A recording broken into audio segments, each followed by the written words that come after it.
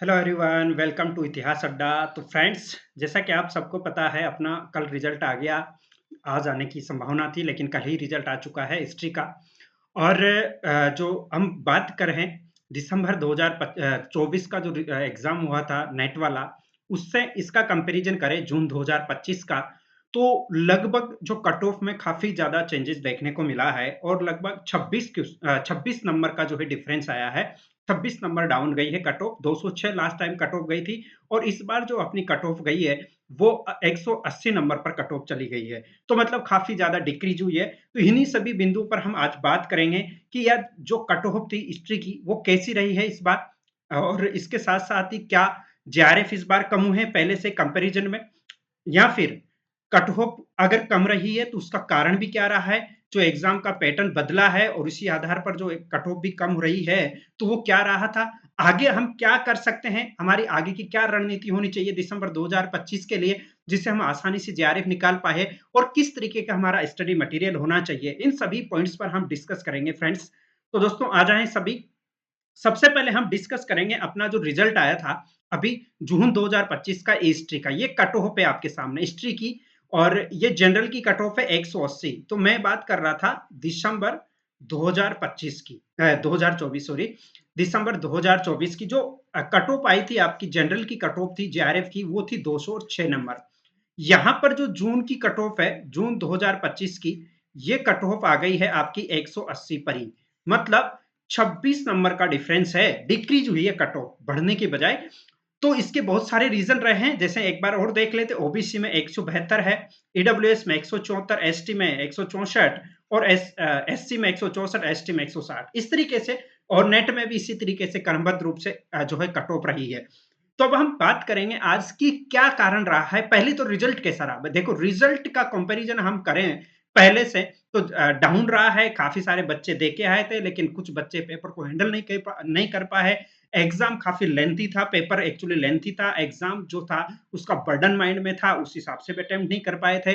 दूसरी दो रीजन के बाद में तीसरा अगर हम मैं रीजन की बात करूं, तो सबसे इंपॉर्टेंट ये था कि थोड़ा सा जो एग्जाम पैटर्न था वो भी चेंजिंग था।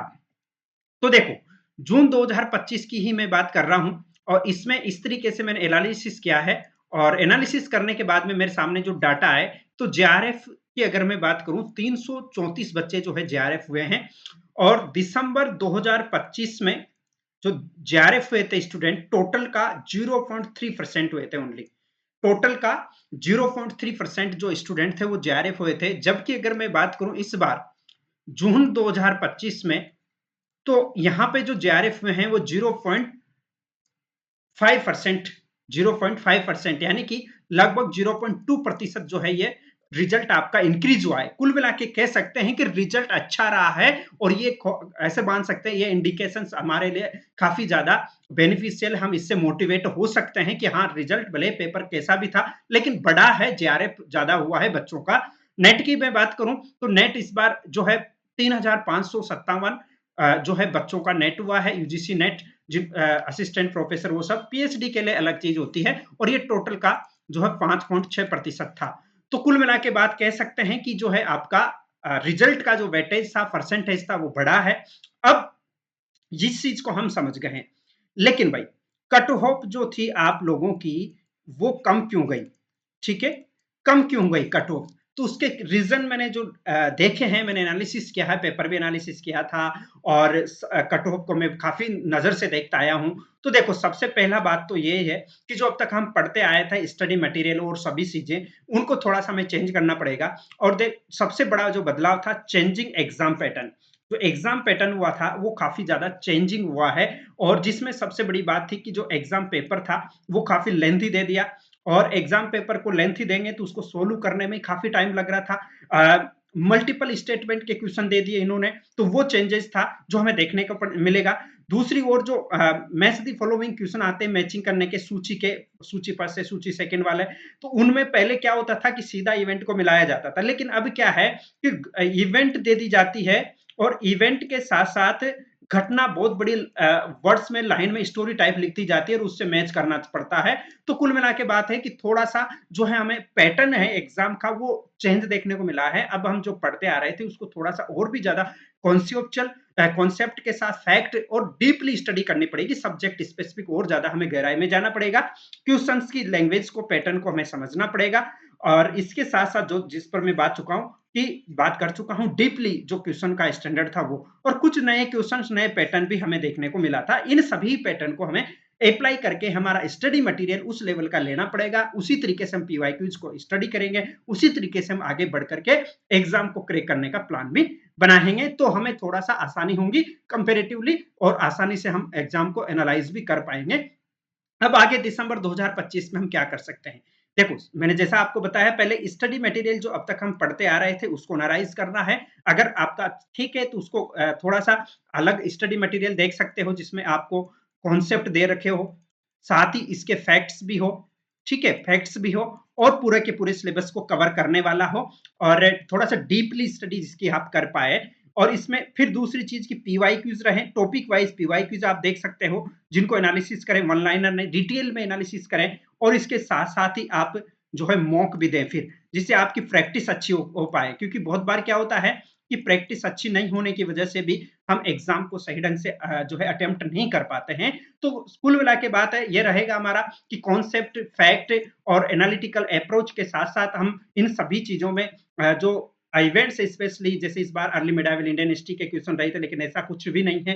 कभी भी किसी भी पोर्शन से अधिक से क्वेश्चन पूछे जा सकते हैं, कैसे भी क्वेश्चन बन सकते हैं। तो हमें थोड़ा-सा ध्यान देना पड़ेगा सभी चीज़ों पर, स्पेशली जैसे एडमिनिस्ट्रेशन हो गया, इकोनॉमिक्स पोर्शन हो गया, एग्रीकल्चर जो इसी का पार्ट है और भी बहुत सारी चीज़ें हैं जो रहेगी। मैं क्लासेज में आप लोगों को कंटिन्यूअसली कराता रहूँगा और सभी स्टूडेंट, जो भी स्टूडेंट ऐसे हैं जिनका जेआरएफ नहीं हुआ है और या फिर नेट ही हुआ है और जेआरएफ के लिए ट्राई करना चाहते हैं, जो ओनली पीएचडी वाले भी हैं या फिर जो नए बिगिनर स्टूडेंट हैं, उन सब के लिए एक बहुत बड़ा जो है यहाँ पर देखने को हमें मिलेगा।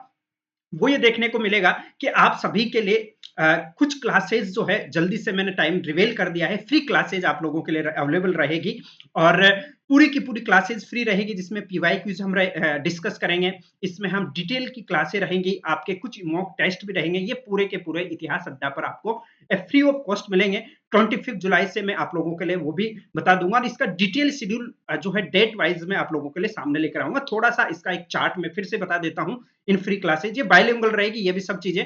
तो मैं बता देता हूँ कि जैसे पेपर 2 रहेगा, इसमें पूरा का पूरा जो ये सब चीजें इसमें कवर की जाएगी और बाइलिंगुअल रहेगा, हिंदी इंग्लिश में रहेगा और साथ ही साथ में एग्जाम ओरिएंटेड नोट्स रहेंगे ये भी। इसके साथ पीवाईक्यूज को एनालाइज किया जाएगा, मैं MCQs, practice questions, strategy sessions हम डिस्कस करेंगे, डाउट सपोर्ट मोटिवेशन सेशंस भी होंगे और ये पूरे के पूरे जो यूट्यूब पे आपके जो जितना मटेरियल रहेगा वो फ्री में मिलेगा। इसकी पीडीएफ आपको टेलीग्राम ग्रुप में मिलेगी, पीडीएफ। तो आप टेलीग्राम का जो है लिंक दिया हुआ है, ये देख सकते हो। इस सुरेश सर अपडेट्स या इतिहास अड्डा दोनों में से किसी एक को या दोनों को ही आप ज्वाइन कर ले, जहाँ पे अपडेट मिल जाएगा और चैनल को आप सब्सक्राइब कर ले जिससे आपको अपडेट मिलती रहेगी। जल्दी आप लोगों के लिए मैं शेड्यूल बताऊंगा, अच्छे से इनको टाइम टू टाइम वाला पूरा का पूरा प्रॉपर यूजीसी नेट के लिए हम फ्री ऑफ कॉस्ट आपके लिए क्लास लेकर आने वाला हूँ और एकदम नए पैटर्न पे। तो अधिक से अधिक इसी सेशन को शेयर करें सभी स्टूडेंट्स के साथ में और जुड़ जाएं। इस बार हम जेआरएफ जो है लेकर रहेंगे, किसी भी तरीके की आपको डिसअपॉइंट होने की कोई गुंजाइश नहीं है। इस बार मैं कह सकता हूं आप लोग आराम से अच्छे से तैयारी कर पाएंगे। Thank you.